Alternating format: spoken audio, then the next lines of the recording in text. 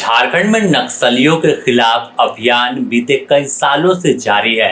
इस अभियान के बीच बरसात का मौसम शुरू हो गया। ऐसे में जंगल में अभियान अभी कैसा चल रहा है, आखिर सुरक्षा बल के जवान कहां तक पहुंचे और जंगल में फिलहाल कितने माओवादी बचे हैं जिसे टारगेट करके जवान आगे बढ़ रहे हैं। साथ ही बरसात के समय कौन सी चुनौती जंगल में जवानों के सामने है, इस खबर में हम जानकारी देंगे कि आखिर नक्सलियों का खात्मा कब होगा और कैसे जवान की रणनीति है और जिस पर वह आगे बढ़ रहे हैं। सबसे पहले सारंडा के जंगल को जानना बेहद जरूरी है। बरसात के समय जंगल में रहना कितना खतरनाक है। यह पूरा इलाका जंगल और पहाड़ों से घिरा है। जितना ज़्यादा पेड़ पौधे हैं, आसमानी बिजली का खतरा भी उतना ही अधिक है। हाल में अभियान के दौरान आसमानी बिजली भी गिरी, जिसमें एक सीआरपीएफ के अधिकारी की शहादत हुई। इस बीच आखिर अभियान में क्या बदलाव किया गया और कैसे पूरे अभियान को चलाया जा रहा है, यह भी जानना जरूरी है। सारंडा के जंगल में चल रहे नक्सल अभियान की मॉनिटरिंग पुलिस मुख्यालय से की जा रही है। सीधा कनेक्शन अधिकारी मुख्यालय से रखते हैं। इस बीच जब अभियान में मौसम विभाग की भी बड़ी भूमिका सामने आई है। मौसम में पूर्व अनुमान के मुताबिक जंगल में चलाए जा रहे अभियान को आगे बढ़ाया जाता है और जब आसमानी बिजली का अलर्ट होता है तो ऐसे में जवानों को सूचना दी जाती है जिससे वह सुरक्षित स्थान पर पहुंच जाए। यह जानकारी अभियान में बड़ी कारगर साबित होती है। वैसे तो बरसात के समय जंगल में सिर्फ एक आसमानी बिजली ही चुनौती नहीं है। एक तरफ आसमानी बिजली है तो दूसरी तरफ सांप, बिच्छू और कई कीड़े मकोड़ों का खतरा बना रहता है। इसके बावजूद नक्सलियों के खिलाफ जवानों का अभियान जारी है। इस जंगल में छुपकर बैठे नक्सलियों को सीधा टारगेट किया जा रहा है।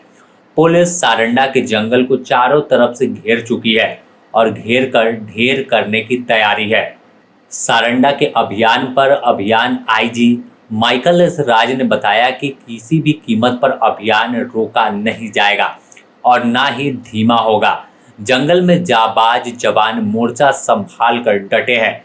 अब नक्सलियों के खात्मे के बाद ही इस अभियान को खत्म कर जवान वापस लौटेंगे। अगर देखें तो अभियान तेज है।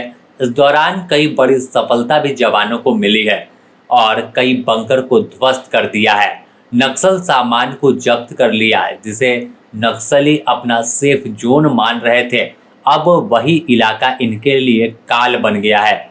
इस जंगल में 1 करोड़ के इनामे 3 नक्सली है। पहला मिसिर बेसरा, एनलदा और आकाशदा।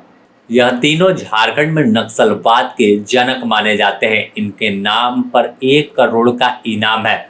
इससे ही समझा जा सकता है कि यह कितना कुख्यात और कितना घातक है। पुलिस का दावा है कि इस जंगल में ही तीनों दस्ता मौजूद है जिसे ढेर कर नक्सलवाद का खात्मा कर देंगे।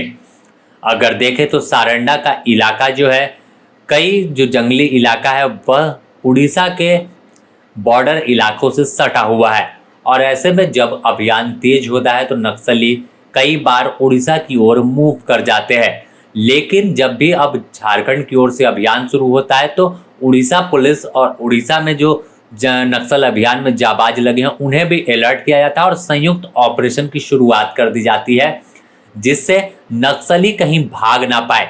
यही वजह है कि जब नक्सलियों के करीब जवान पहुंच रहे तो वह धीरे धीरे सिकुड़ते जा रहे हैं और एक जगह पर मौजूद है।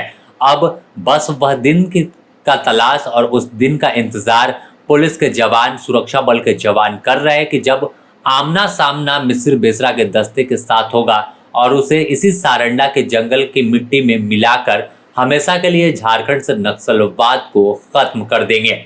बने रहे द न्यूज पोस्ट के साथ।